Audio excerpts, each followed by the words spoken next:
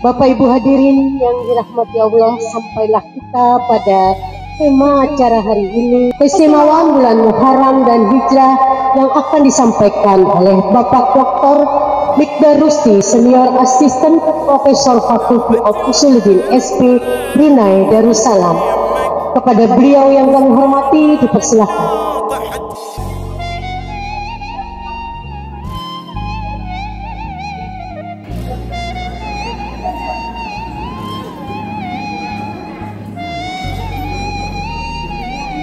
Sesi tanya jawab setelah tausiah diberikan dan dilanjutkan dengan pembacaan doa. لو دامت لغيرك ترى ما وصلت ليمك بس دير بالك. بسم الله الرحمن الرحيم. السلام عليكم ورحمة الله وبركاته.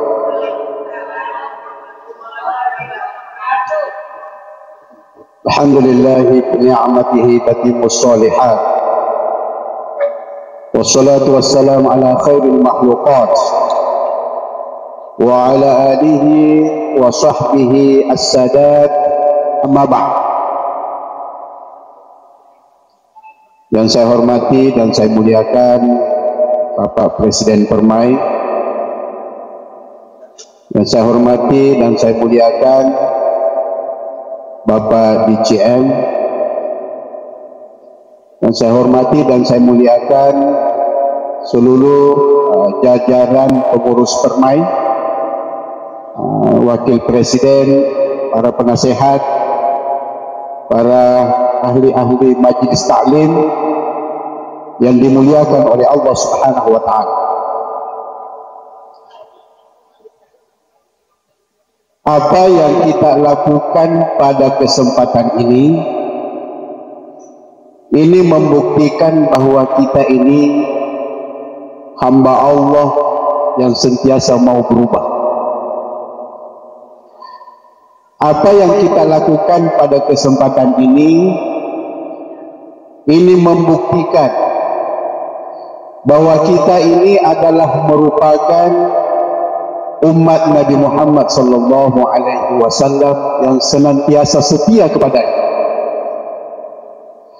Apa yang kita lakukan pada kesempatan ini menunjukkan bahwa kita semua ini ada iman, ada takwa, dan menunjukkan ini semua adalah merupakan bukti bahwa kita ini hamba Allah yang sentiasa mau taat kepadanya.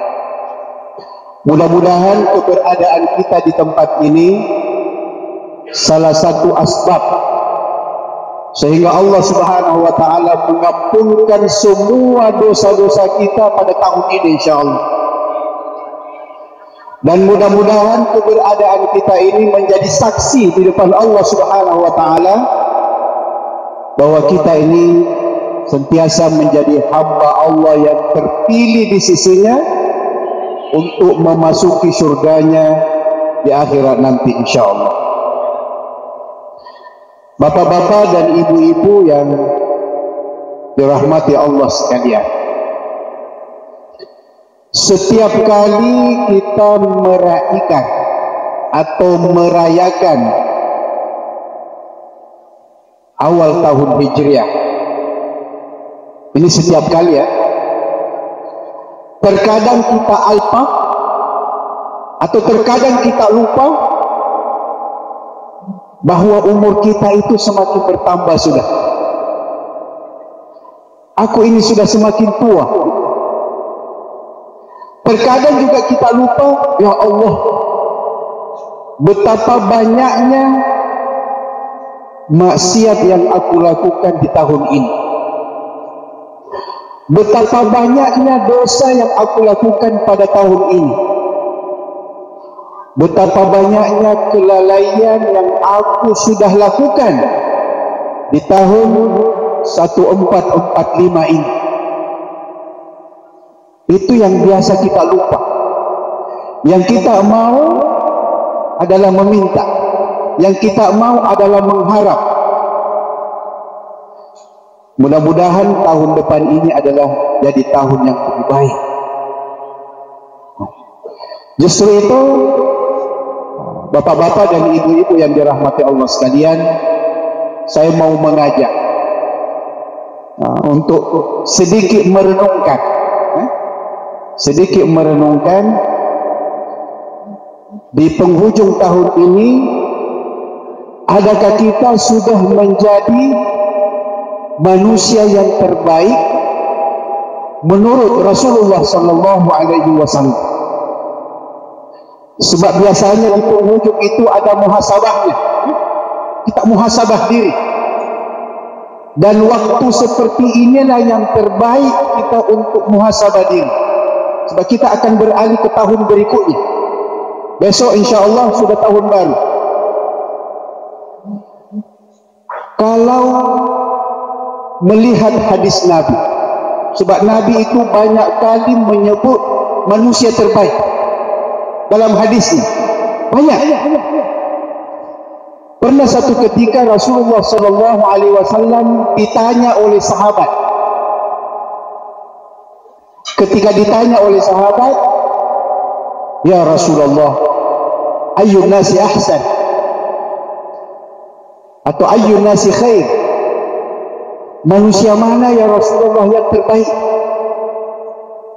Pasti di antara kita semua ini, anggota Permai, selalu berusaha agar kita ini pilihan Tuhan menjadi hamba Allah yang terbaik.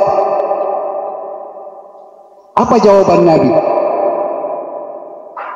Khairun nas, sebaik-baik manusia, man tala umruhu wa hasuna amaluhu. Ini menjadi pengajaran kita, dan mudah-mudahan di akhir tahun ini kita mengambil sedikit pesan-pesan Nabi melalui hadis ini. Dikatakan manusia yang terbaik man tala umruhu, yang diberi umur panjang atau yang panjang umurnya, wa hasuna amaluhu, dan baik amalnya. Alhamdulillah, saya yakin kehadiran kita di tempat ini menunjukkan kita ini adalah masih diberi umur yang panjang oleh Allah, kemudian masih dibekalkan niat untuk melakukan kebaikan. Mudah-mudahan tahun ini kita tutup dengan kebaikan, dan tahun depan Allah masih mengganda-gandakan lagi kebaikan untuk kita. Kemudian Rasulullah melanjutkan, wa syarrun nas, seburuk-buruk manusia, sejahat-jahat manusia, kata Nabi, man tala umruhu wa sa'a amaluhu, siapa yang diberi umur panjang, wa sa'a amaluhu, tapi perbuatannya banyak dosa, banyak yang buruk, banyak yang rusak. Ini yang kita tidak mau. Kalau tahun 1445 Hijriah ini kita banyak meninggalkan dosa misalnya, insya-Allah mulai dari sekarang kita harus berazam, kita akan ganti semua dosa yang pernah kita lakukan di tahun 1446 yang insya-Allah akan bermula esok. Oke. Itu hadis Nabi yang pertama. Sebab kita tahu umur ini mau tidak mau pasti akan jalan terus. Pasti akan jalan terus. Suka atau tidak suka, reda atau tidak reda, jalan terus. Dan perlu kita ketahui, umur kalau mengikut tahun Hijriah itu pergerakannya lebih cepat berbanding dengan umur kalau mengikut tahun Masehi. Kalau Al-Quran, bahkan ulama-ulama tafsir menyebutkan perbedaan antara umur tahun Hijriah dengan Masehi. Kalau tahun Masehi 100 tahun, tahun Hijriah 103 tahun. Jadi kalau ada yang sudah umurnya 50 tahun menurut tahun Masehi, sebenarnya tahun Hijriah sudah 51,5 tahun. ada bonus 1 tahun. Masya Allah. Kalau tahun Hijriah yang kita pegangi, Masya Allah, ramai yang sudah tua, ramai yang lebih cepat umurnya dari jangkaan kita. Tapi tak apa. Sekarang kita mau melihat lagi hadis Nabi yang lain. Hadis Nabi yang lain tentang manusia yang terbaik. Dan mudah-mudahan ini semua adalah menjadi panduan kita untuk memasuki tahun baru Hijriah ini. Apa kata Nabi sallallahu alaihi wasallam? Khairukum ahasinukum akhlaq. Itu kata Nabi. Sebab Nabi itu banyak kali menyebut manusia terbaik. Nah, dalam konteks ini Rasulullah menyebut dan memberitahu kita semuanya, khairukum, orang yang terbaik di antara kamu adalah ahasinukum akhlaqa, orang yang terbaik akhlaknya. Ahsan dijamak lagi menjadi ahasin. Apa maksudnya? Kalau di depan kita, di depan kita semua ini ada makanan, kita melihat, oh ini makanan ini yang terbaik, itu yang kita ambil. Itu baru ahsan. Baru ahsan. Kalau ahasin, di antara semua meja ada makanan yang terbaik untuk semua. Itu namanya ahasin. Jadi Nabi sallallahu alaihi wasallam memberitahu kita, manusia yang terbaik adalah ahasinukum akhlaqa, orang yang tak terkalahkan akhlak. Kalau jadi presiden permai atau jadi ahli permai, berusahalah untuk menjadi yang terbaik di dalam permai. Kalau dalam keluarga kita ini, kita ada bapak, ada ibu, ada anak. Kalau kita sebagai seorang ayah, jadikanlah kita yang terbaik akhlaknya dalam keluarga ini. Kalau kita sebagai seorang ibu, jadikanlah kita ibu atau istri yang terbaik dalam rumah tangga kita.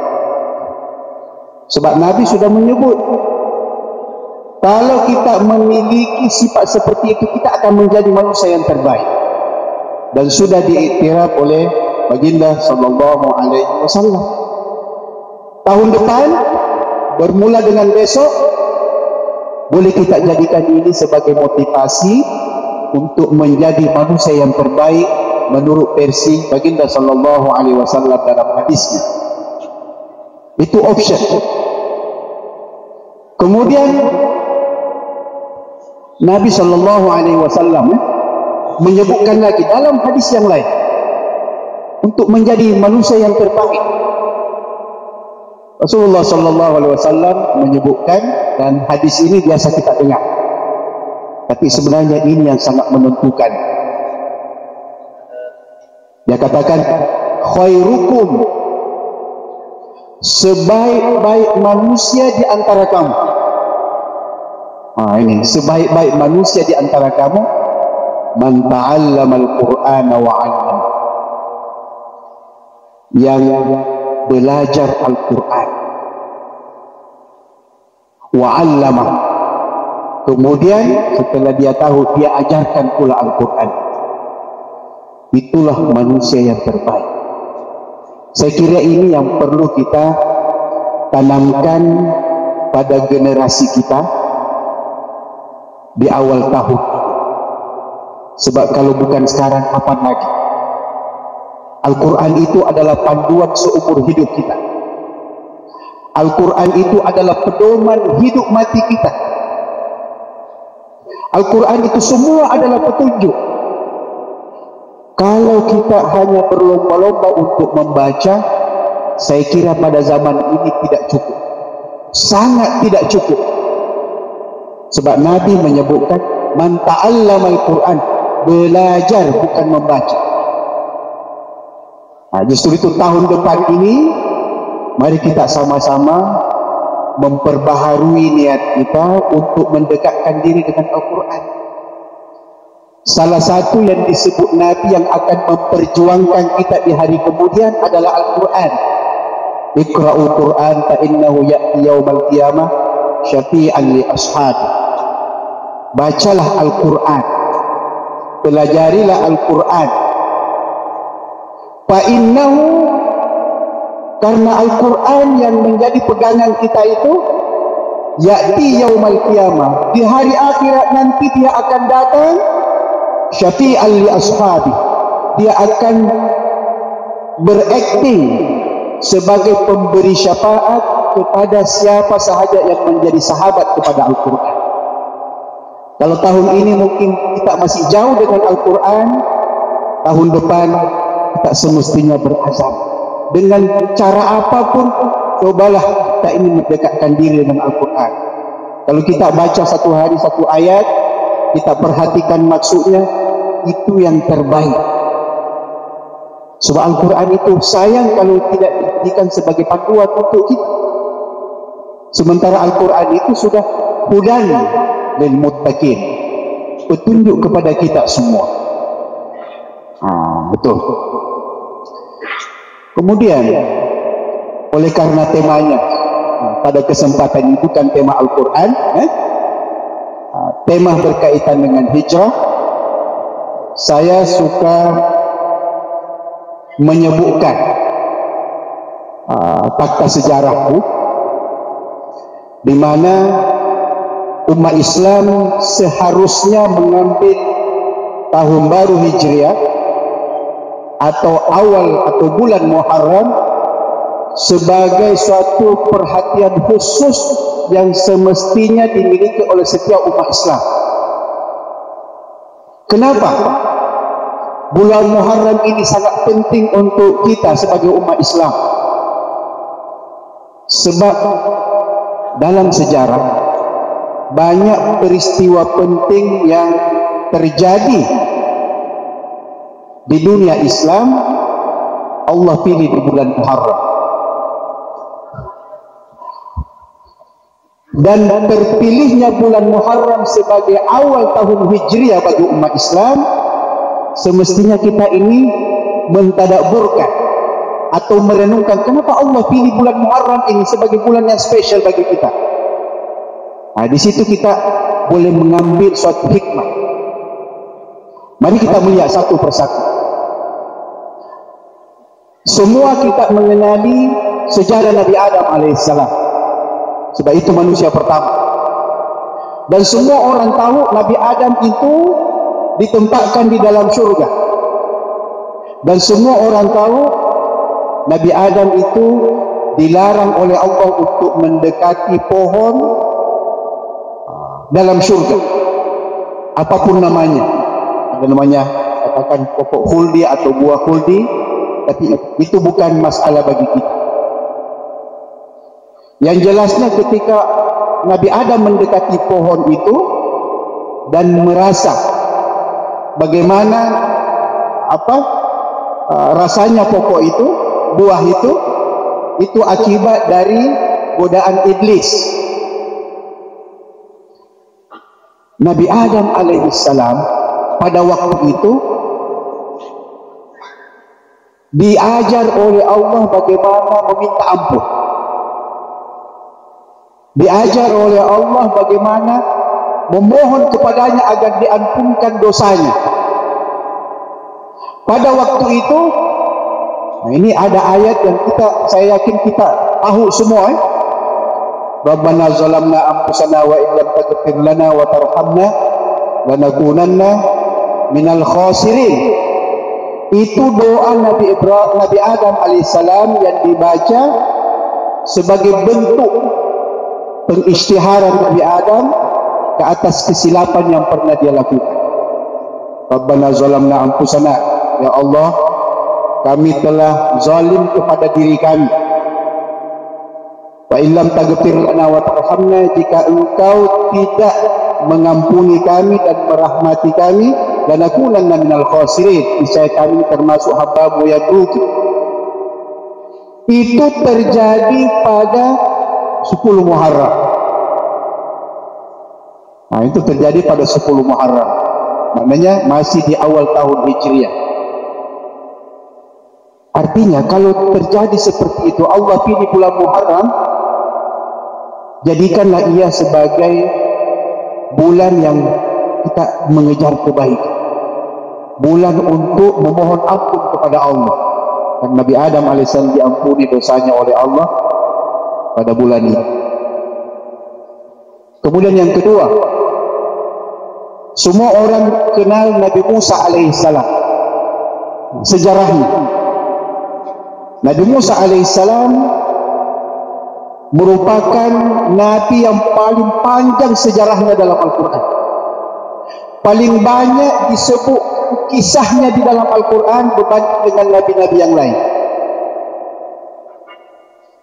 Ada satu episod kisahnya yang dikisahkan dalam Al-Quran, yaitu ketika terjadi penyelamatan Nabi Musa dari Fir'aun. Itu direkodkan semua dalam Al-Quran. Ketika Nabi Musa dikejar oleh Fir'aun, di depannya laut, di belakangnya musuh, tak ada pilihan lain kecuali meminta kepada Allah. Ketika meminta kepada Allah, Allah perintahkan untuk memukul tongkatnya. Laut terbelah menjadi dua. Ketika itu Nabi Musa pun lewat. Kemudian setelah Fir'aun mengikut di belakang dan sudah sampai di tengah-tengah laut, Allah perintahkan lagi untuk memukul tongkatnya. Habis riwayat Fir'aun dan pengikut-pengikut. Di situ penyelamatan yang luar biasa yang Allah beri kepada Nabi Musa alaihissalam. Dan pengikut-pengikut Nabi Musa pada waktu itu adalah anak cucu Nabi Ya'qub, dan inilah salah satu dari keturunan Israel. Tadi Masya Allah di CM sudah bercerita panjang lebar tentang Israel, luar biasa. Dan Nabi Musa itu terlibat dengan keturunan Israel, bahkan dia juga termasuk dari keturunan Israel. Israel itu bahasa Ibrani yang bermaksud hamba Allah. Israel. Oke. Bukan di situ. Yang menjadi poin kita di sini adalah terjadinya penyelamatan Nabi Musa alaihissalam dari kejaran Fir'aun itu terjadi di bulan Muharram. Yang kita kenali dengan hari Ashura, 10 Muharram. Kenapa Allah pilih itu? Karena ada suatu keistimewaan. Allah tidak menyebutkan kepada kita apa keistimewaannya. Tapi kita sendiri bisa mengambil iktibar dari situ. Bulan Muharram ini adalah bulan yang luar biasa bagi kita. Oke. Nabi siapa lagi? Nabi Sulaiman alaihissalam. Kita tahu Allah beri kuasa yang luar biasa. Boleh menggerakkan angin, boleh berbahasa dengan bahasa binatang, boleh memerintah dan mengarahkan jin dan sebagainya. Itu kuasa yang luar biasa. Kalau kita sekarang hanya mampu untuk menggerakkan manusia-manusia dengan binatang, tapi ini Nabi Sulaiman, Masya Allah, luar biasa. Itu Allah beri kepada Nabi Sulaiman pada hari Ashura. Ada Nabi yang kita kenali dalam sejarah. Nabi ini diuji Allah oleh penyakit. Nabi siapa namanya? Nabi Ayub alaihissalam. Diuji, Masya Allah. Ujian ini sangat berat. Kalau kita mempunyai penyakit, anak istri kita lari dari kita, wah, itu memang penyakitnya luar biasa sudah. Tapi kalau istri masih dekat, suami masih dekat dengan kita, alhamdulillah, penyakit kita masih ringan, masih selamat. Tapi Nabi ini menurut riwayat keluarganya pun menjauh. Sebab tubuh badannya bahkan ada yang mengatakan riwayat, tapi wallahualam betul atau tidak riwayat ini, sampai berulat tubuh badannya. baunya mungkin luar biasa. Tapi bukan poin kita di sini. Allah Subhanahu wa taala sembuhkan. Coba bayangkan, Allah sembuhkan Nabi Ayub alaihissalam dari penyakitnya ini pada hari Asyura. Coba bayangkan betapa banyaknya peristiwa penting dalam sejarah Islam yang Allah pilih pada 10 Asyura yang insya Allah ada 11 hari lagi ke depan. Justru itu Nabi SAW menyunatkan kita untuk puasa pada hari Asyura. Dan ketika Nabi memberitahu kita dengan mengatakan, sekiranya aku masih hidup tahun depan, aku akan berpuasa juga pada 9 Asyura atau 9 Muharram. Okay. La in baqitu ila qabil la asumanna at-tasi'. Sekiranya aku masih hidup tahun depan, aku akan berpuasa juga pada 9 Muharramnya itu.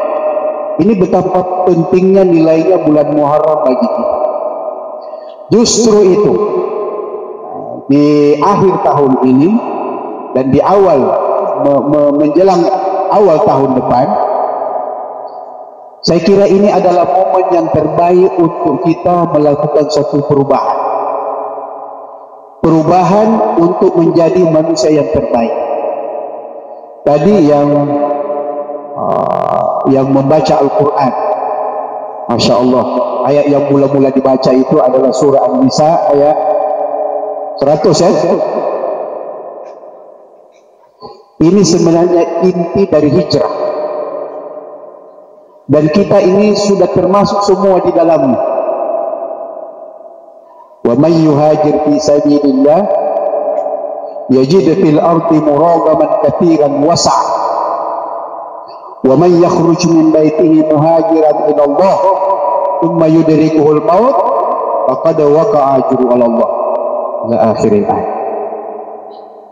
Sesiapa saja yang berhijrah di jalan Allah, wa may yuhajir fi sabilillah yajid fil ardi muragaman katsiran was'a. Pasti dia akan mendapati di bumi ini, di bumi Allah ini, muragaman katsiran wasa'. Saya belum menemukan bahasa yang pas perkataan muragaman ini. Muragaman ini justru itu ulama tafsir banyak sekali dia punya tafsiran. Ada yang mengatakan kalau orang yang tinggal di satu kampung, contohlah kita tinggal di kampung kita, tidak kemana-mana. Terkadang kita ini banyak yang mencela kita, menghina kita. Oke? Kemudian kita ketika hijrah ke Brunei, kita tunjukkan semua yang pernah menghina kita ini, dia terbalas. Berubah persepsinya. Dan bahkan kita mendapatkan peluang yang banyak di Brunei. Itu salah satu makna daripada muragaman katsiran. Muragaman katsiran. Ada juga yang menerjemahkan muragaman katsiran ini adalah peluang-peluang yang banyak yang ditemukan bagi orang yang berhijrah, tapi tidak ditemukan oleh orang yang tidak berhijrah. Dan alhamdulillah kita ini semua termasuk. Kita kalau tinggal di kampung memang kita seolah-olah tinggal di dalam tempurung. Tapi ketika menginjakkan kaki dengan berhijrah ke negara Brunei Darussalam, Masya Allah, ternyata banyak peluang-peluang yang kita tahu. Banyak celah yang kita tahu. Itu muragaman. Kemudian ditambah lagi katsiran. Masya Allah, banyak peluang-peluang. Justru itu melalui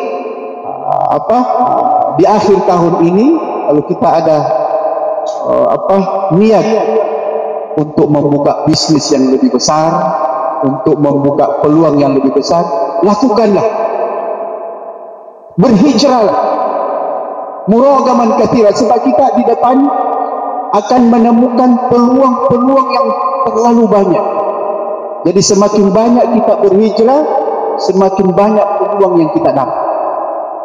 Kemudian ditambah oleh Allah Subhanahu wa taala lagi wasa'ah, yang luas, bukan banyak saja tapi luas peluang-peluang itu.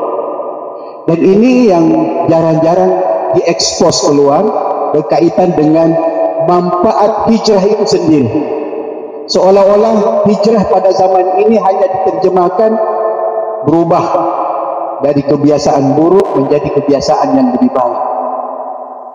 Tidak cukup makna hijrah itu sendiri.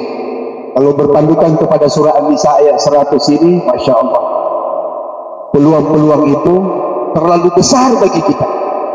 Cuma kita ini terkadang tidak mau membuka hijrah baru. Kalau kita membuka hijrah baru, Masya Allah, kita merasakan suatu keunikan, keluar biasaan, muragaman, peluang-peluang yang banyak itu kemudian luas lagi. Justru itu orang yang banyak berhijrah ini wawasannya sangat luas. Orang yang banyak melakukan hijrah ini, dia terlalu cepat ke depan berbanding dengan kita.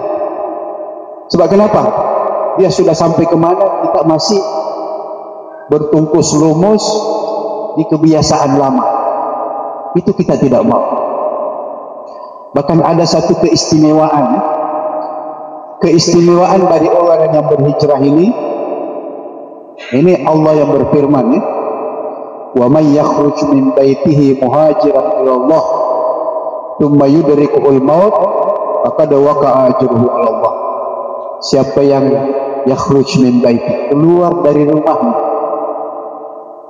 rumahnya, di mana saja kita tinggal, muhajiran ila Allah, tujuannya untuk berhijrah kepada Allah. Apa saja di sini Allah tidak menyebutkan apa jenis hijrah yang kita mau lakukan. Tsumma yudrikuhul maut, ketika itu ajalnya sampai.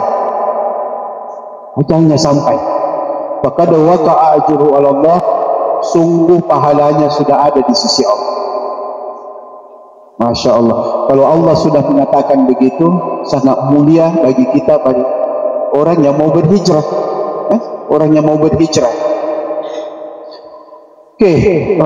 Ada satu ayat lagi dalam Al-Quran.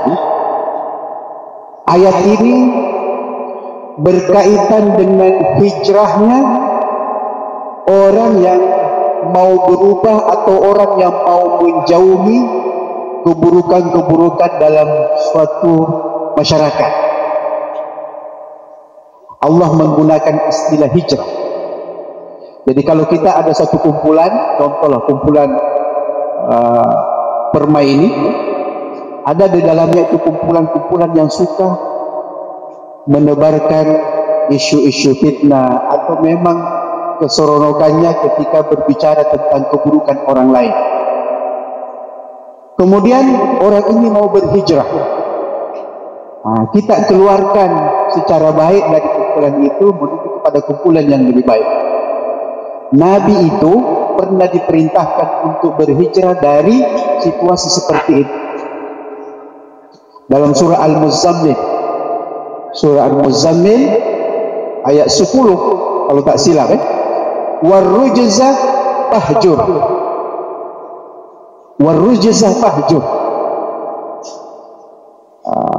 berkaitan dengan perkara-perkara yang buruk.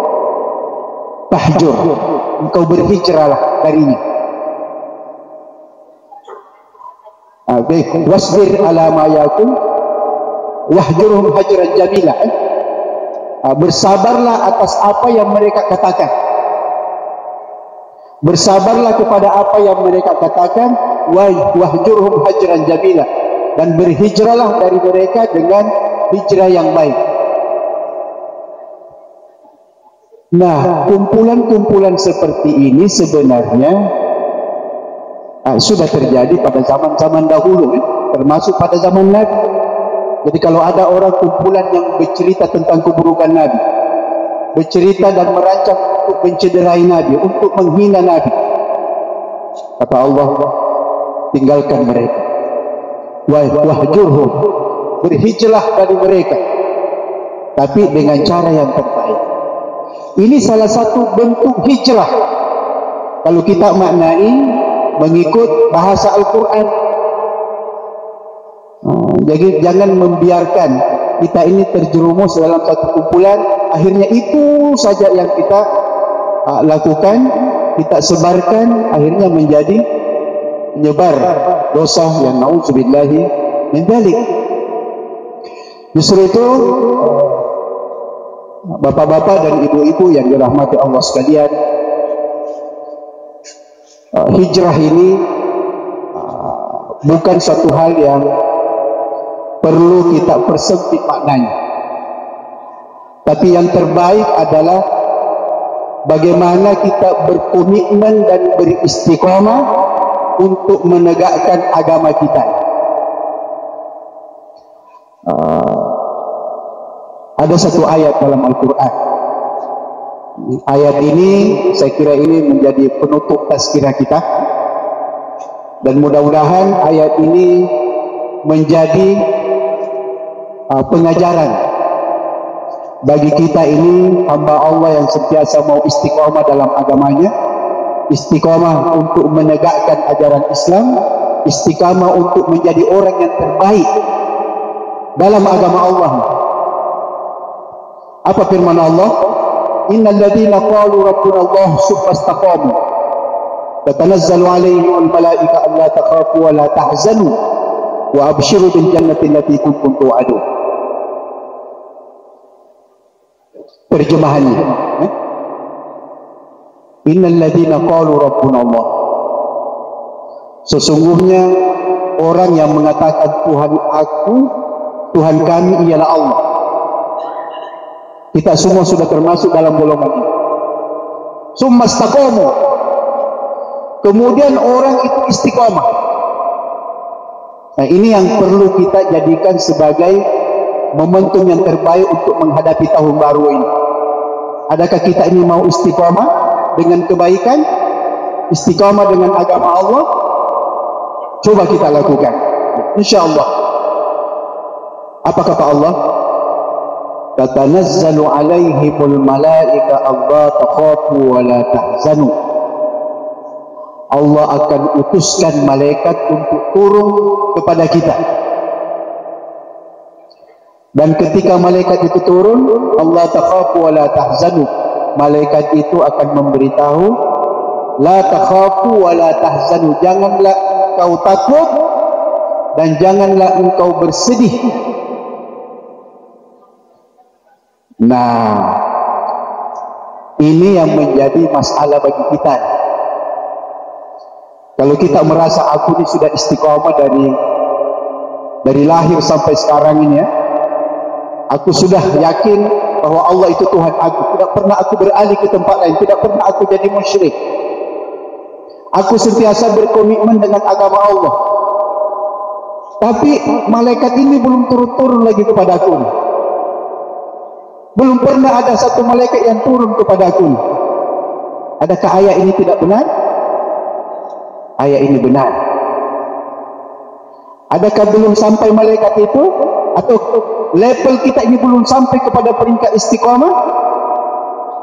Inilah yang membuatkan kebanyakan ulama tafsir mengatakan malaikat itu akan datang kepada kita pada tiga keadaan. Pada tiga keadaan. Oke, nomor satu, malaikat itu akan datang dan memberitahu kita, menyampaikan kita pesan dari Allah, la takhafu wa la tahzanu, engkau tidak perlu takut, tidak perlu khawatir, sedih. Pada ketika orang itu dalam keadaan zakaratul maut. Ketika dalam keadaan zakaratul maut, malaikat itu akan datang. Memanglah kita belum pernah zakaratul maut kan? Jadi malaikat itu belum sampai kepada kita. Sekarang yang menjadi pertanyaan, kenapa rasa takut dan sedih itu menjadi message malaikat kepada kita? Sebab kebanyakannya hidup ini didominasi oleh dua. Takut mengenai masa depan kita. Takut apa yang akan dimakan oleh anak-anak kita. Takut apa yang akan terjadi selepas kematian. Semua itu rasa takut itu datang. Sedih. Biasanya sedih ini sesuatu peristiwa yang telah terjadi. Sedih, sedih meninggalkan semua. Dan orang yang dalam keadaan zakaratul maut, orang yang dalam keadaan zakaratul maut, rasa ini didatangi oleh setiap orang, pasti akan datang rasa ini. Dia takut apa yang akan terjadi selepas kematian. Sangat takut. Adakah aku termasuk hamba Allah yang selamat atau tidak? Sebab ini adalah last. Ini penentuan terakhir nih. Kemudian rasa sedih sebab dia akan tinggalkan semua hartanya di dunia. Dia akan tinggalkan semua jabatannya di dunia. Dia akan tinggalkan semua keluarganya di dunia. Itu sedih nih. Pada waktu itulah malaikat datang dan memberitahu kita, la takhafu wa la tahzan. Janganlah engkau takut menghadapi kematian ini. Wa la tahzanu, dan janganlah engkau sedih meninggalkan apa yang berkaitan dengan keduniaan, apa saja kekayaan kita, pangkat kita, semua dunia ini tidak perlu sedih. Nahnu awliya'ukum fil hayatid dunya wa abshiru bil jannah. Malaikat itu akan menunjukkan kita, inilah syurga yang engkau akan tempati di akhirat nanti. Nah, kalau itu yang sudah sampai kepada kita, malaikat seperti ini sampai kepada kita, ketika kita dalam keadaan zakaratul maut, pasti kita akan mengatakan, ya Allah, aku tidak sanggup lagi hidup di dunia, ya Allah. Aku tahu janji engkau pasti benar, ya Allah. Percepatlah pencabutan nyawa aku, ya Allah. Pasti kita akan mengatakan begitu. Sebab kita dah tahu dan mengenali, malaikat itu sudah sampaikan ke kita. Justru itu wajar saja setiap kali ada orang yang menghadapi zakaratul maut, terkadang banyak ragamnya. Ada orang yang bersedih-sedih mukanya, ada orang yang Masya Allah ikhlas betul dan merasakan, ya Allah, aku sudah yakin dengan janjimu, ya Allah. Aku tidak mau lagi, ya Allah, dengan berbagai masalah kehidupan dunia, ya Allah. Aku tidak sanggup lagi, ya Allah. Ternyata tempat yang Engkau siapkan untuk aku, ya Allah, itulah yang terbaik. Percepatlah, ya Allah, pencabutan nyawa. Dan kita tahu zakaratul maut itu, kalau Nabi menggambarkan itu dahsyatnya lebih kurang bahkan lebih dahsyat dari 1000 tusukan pedang. Jadi kalau ada orang ditusuk dengan pedang atau dicincang, lebih dahsyat dari 1000 kali itu cincangan. Nabi menggambarkan seperti itu zakaratul maut. Tapi kalau malaikat datang sudah memberitahu kita seperti itu, Masya Allah, kita pun mengatakan apapun sakitnya itu kita tidak rasa sudah. Nah, mudah-mudahan yang hadir pada kesempatan ini semua ditakdirkan oleh Allah untuk didatangi malaikat dan dibisik oleh malaikat kepada kita semua di penghujung hayat kita dengan mengatakan la takhafu wa la tahzanu, engkau jangan takut, engkau jangan sedih, sebab syurga sudah menunggu untuk kedatangan kamu. Amin ya rabbal alamin. Itu yang pertama. Yang kedua, ada waktu lagi ya. Yang kedua, ketika orang sudah berada di alam barzakh, di alam kubur. Sebab pada waktu itu kita juga didatangi oleh dua perasaan ini, rasa takut dan rasa sedih. Takut kenapa?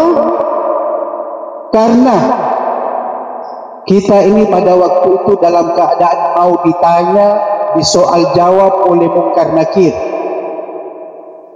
Takut. Kalau jawaban aku ni terpeleset ke mana-mana, tidak sesuai dengan apa yang ditanyakan oleh Munkar Nakir. Itu rasa takut kita. Sedih kenapa? Karena kalau tidak dijawab sesuai dengan pertanyaan malaikat, boleh jadi kita akan merasakan siksa azab kubur selama-lamanya sampai hari kiamat. Di hari kiamat lain lagi azabnya. Nabi SAW menyebutkan dalam salah satu hadisnya, al-qabru imma raudatun min riyadil jannah aw hufratun min hufarin nar. Kubur itu imma taman daripada taman syurga atau liang daripada liang api neraka. Nauzubillahi min dzalik. Mudah-mudahan kita juga semua diselamatkan oleh Allah Subhanahu wa taala di alam barzakh nanti insyaallah. Terakhir sekali, ketika manusia sudah berada di padang mahsyar, semua manusia sedang menunggu untuk dihisab. Semua manusia, dan pasti kita akan berada di sana suatu hari nanti. Pada waktu itu kita didatangi oleh dua perasaan tadi ini, rasa takut dan sedih. Takut kalau hisabnya itu keburukannya lebih banyak dan Allah tidak mengampuni dosa kita, akhirnya kita masuk neraka. Sedih kalau keputusan itu memang menyedihkan kita, membuatkan kita kekal di dalam neraka selama-lamanya. Itu membuatkan kita sedih. Malaikat datang memberitahu, wahai hamba Allah, wahai si fulan, la takhafu wa la tahzanu. Kita enggak usah takut menghadapi itu semua. Wala tahzanu, dan kita enggak usah sedih menghadapi itu semua. Wa abshiru bil jannati allati kuntum tu'adun. Ini syurga yang akan kita tempati di akhirat nanti selepas hisab. Mudah-mudahan kita juga semua termasuk di dalam. Amin ya rabbal alamin. Oke, sebagai penutup, mari kita sama-sama berdoa kepada Allah. Mudah-mudahan tahun baru Hijriah ini adalah merupakan tahun yang membuatkan dosa-dosa kita ini semua diampuni oleh Allah Subhanahu wa taala. Mudah-mudahan tahun baru Hijriah ini adalah merupakan pembuka bagi kita untuk lebih mengenali makna hijrah dan menjadi manusia yang lebih baik. Dan mudah-mudahan tahun baru yang kita akan sambut esok ini merupakan tahun yang terbaik sepanjang hayat kita, sehingga kita ini ditakdirkan oleh Allah untuk sentiasa menjadi yang terbaik baik di dunia ataupun di akhirat insyaallah. Amin. Bismillahirrahmanirrahim. Alhamdulillahirabbil alamin. Hamdan hamidin, hamdan syakirin, hamdan yuwafi ni'amahu wa yukafi'u mazidah.